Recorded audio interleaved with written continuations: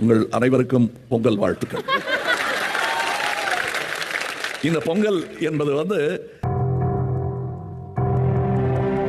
என்ன சார்? எந்த கையை தூக்குறது? எந்த கை? இங்க பாத்தீங்களா?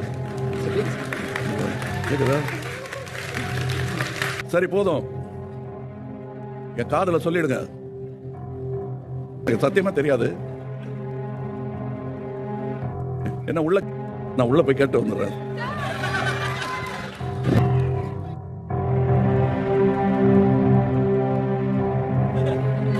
அவங்க சண்டை போட்டு என்ன பிரயோஜனம்?